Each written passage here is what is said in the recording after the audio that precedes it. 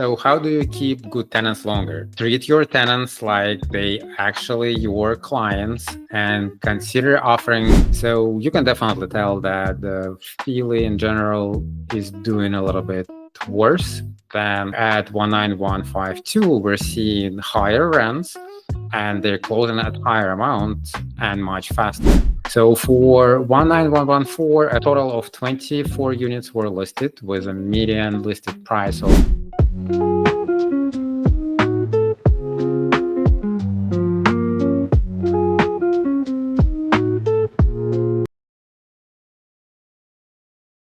Hi, everyone, and welcome back to the Philly Landlord Guy. I'm your host, Yuri Skripnichenko, the guy with impossible last name. Just think of me as Philly Landlord Guy. I'm a licensed real estate broker and certified property manager here in Philadelphia. Today, we're diving into a topic that hits every landlord right in the wallet, the current market snapshot for July 2025. We're going to talk about the growing squeeze on landlords' profits, what today's Philly renters actually want, and some smart, no-nonsense strategies to maintain profitability and attract quality tenants in your properties. We'll also dive into a couple specific Northeast Philly zip codes, 19114 and 19152. So let's jump right in. First up, let's talk about the squeeze. If you are a landlord in Philadelphia, you are feeling it. Your operating costs are on the rise. One of the biggest culprits lately is property taxes. We've seen various discussions and reassessments in Philly, and often that means higher bills for the property owners. When your property tax climb, it directly impacts your bottom line.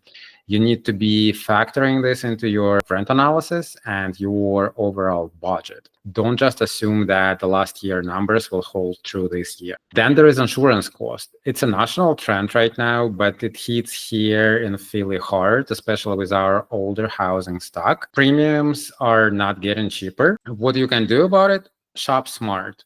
Don't just auto-renew without getting competitive quotes.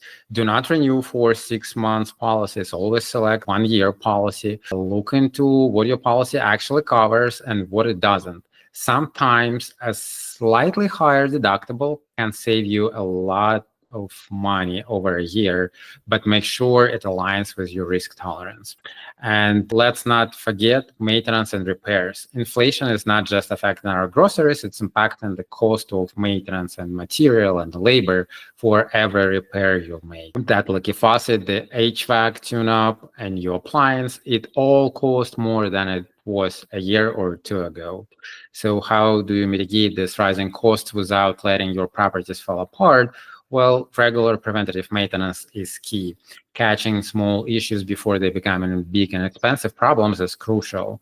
Also, building relationship with reliable contractors, which I know is not easy in Philadelphia or anywhere for that matter, but that is a lifesaver. And make sure that you always have contractors that you can trust and use if something is going to happen to your property or when something is going to happen at your property. And finally, while not always directly paid by the landlord, utility increases can also play a role. If you're a landlord in a multifamily building, you may pay gas for everyone or you are paying water for everyone, but also higher utility bills are impacting your tenant's ability to pay rent. If you have everything is electric in the property and we have colder winters and it takes a lot of electricity to warm up, tenants might not be able to afford the rent. So you need to factor those things in, and those rising costs, they actually cut into your profits, and you need to make sure that you are adjusting for that. So now let's zoom on a couple of specific Northeast Philly zip codes that many of you either invest in or considering buying in. We're talking today about 19114 and 19152. Let's start with 19114. The zip codes includes a few different neighborhoods,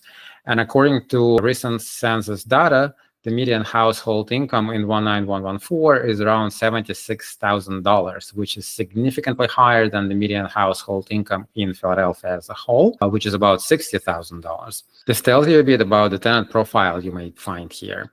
As for the housing types, the zip code is characterized by a mix of single-family row homes and detached or semi-detached homes.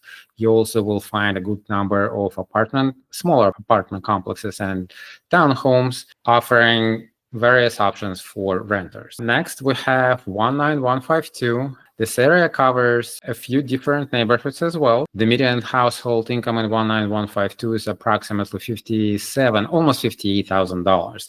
This is slightly below the city's median, but it still represents a solid working class demographic. Housing in 19152 is predominantly single family row homes, similar to much of greater Northeast Philly, along with decent percentage of duplexes and some smaller apartment buildings. It's a very stable area with strong sense of community.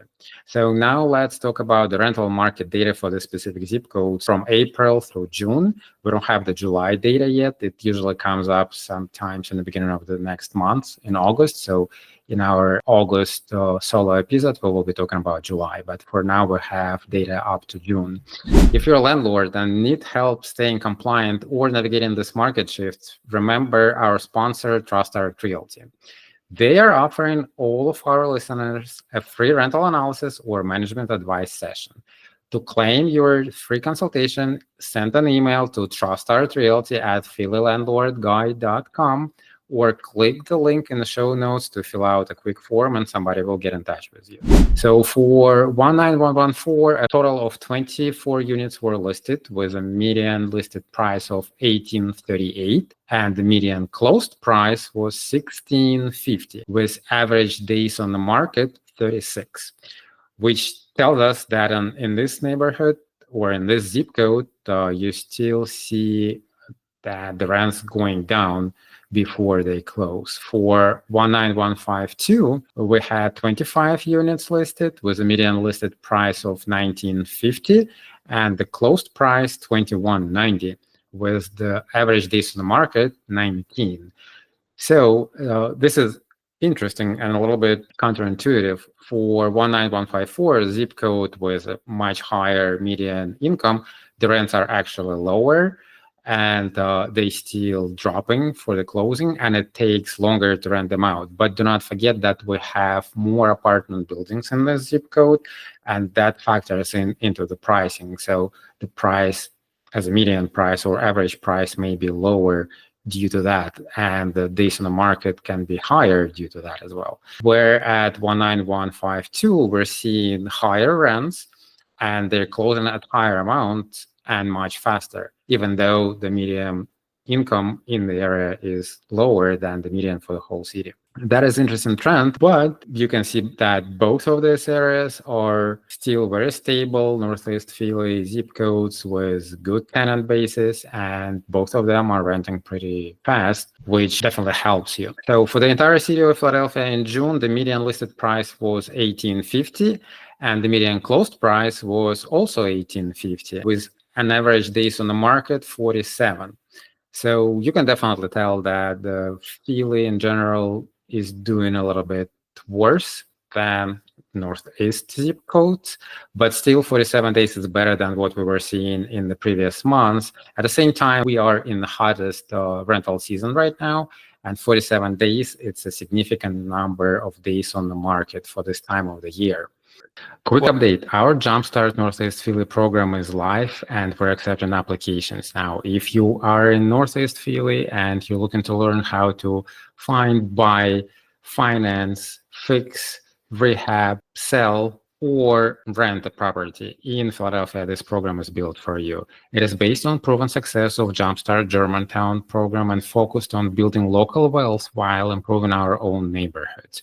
You also will hear from multiple industry experts such as lenders, contractors, zoning experts, and more, sharing real practical knowledge to help you succeed. Don't wait, space is limited. The first program is running in September. The application process is open. To apply, click the link in the show notes or go to trustartrealty.com, select resources, Jumpstart Northeast Philly. So beyond the specific zip codes, let's look at the broader market picture. According to the recent Bigger Pockets insights, the national housing market is definitely shifting. Thousands of homes are sitting unsold and inventory is up nearly 30% year over year. And pending sales are slipping, but at the same time, we still seeing, as on a national level, we're still seeing the median list price going up. And at the same time, we're seeing more price cuts than in any June in years before.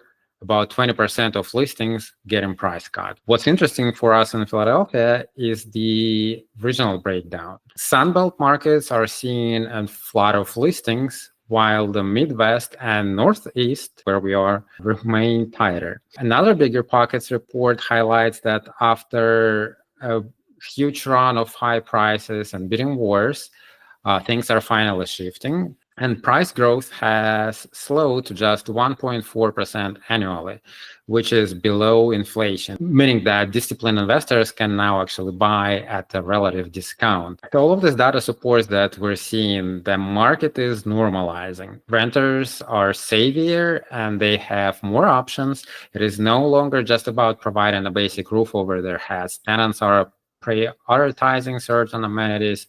We're seeing a strong demand for things like in-unit laundry, central air conditioning, updated kitchens and bathrooms, decent appliances. If your property still has the same kitchen from the 70s or the 80s, you're going to struggle to compete with newer units, even if they are in less desirable areas.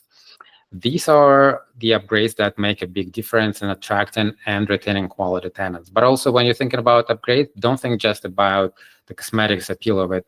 Make sure that all the mechanicals are there, because if you just make cosmetics and you have old plumbing or old electric, it will break down and it will damage all of your cosmetic appeal. So this brings us to the pricing pressure.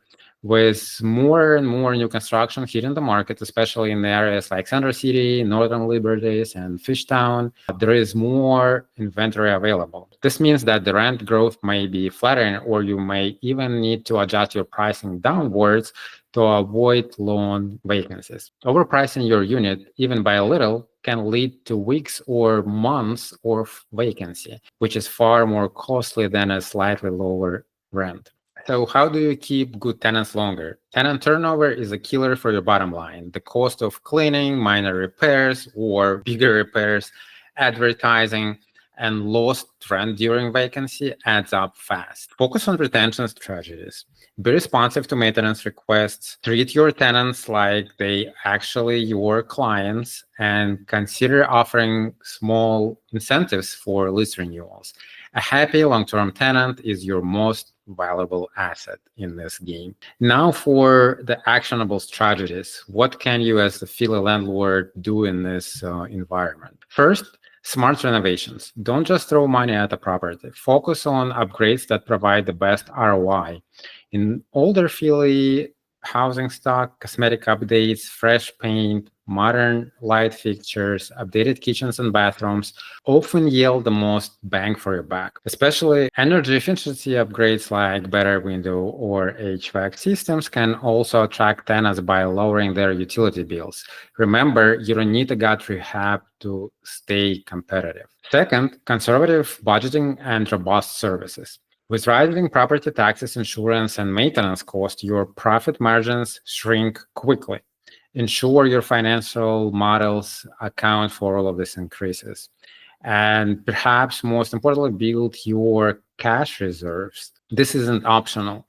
You have to have cash reserve in case if you have longer vacancy, or if your renter is going underwater and you need to cover all the expenses on the property. So finally, effective marketing screening. In a more competitive market, your marketing needs to be top-notch. High quality photos, detailed description, and clear communication are essential. And when it comes to screening, do not lower your standards. Finding a good tenant starts with a good, thorough process. So make sure that you're utilizing comprehensive background checks and credit pools and income confirmation and everything that you do to make sure that you get a good tenant in place. All right. That wraps up today's solo update. We covered the increase in operating cost impacting Philly landlords, the evolving demands of today's tenants, and actionable strategies for smart renovation, robust budgeting, and effective marketing. We also took a closer look at the demographics and housing in 19114 and 19152 zip codes, alongside with the latest national market trends that affects us locally. Staying on top of these changes isn't optional, it's critical to protecting your investment and planning for the future. If you find this podcast helpful, please take a second to follow, rate, and review the Feel a Landlord Guide whenever you listen. It really helps us grow and reach more Feel a Landlord guys and girls like you. Don't forget to follow us on all social media at Philly Landlord Guy. Next time, I'll be back with another guest. You won't want to miss it. Thanks for tuning in. I'll catch you up in the next episode.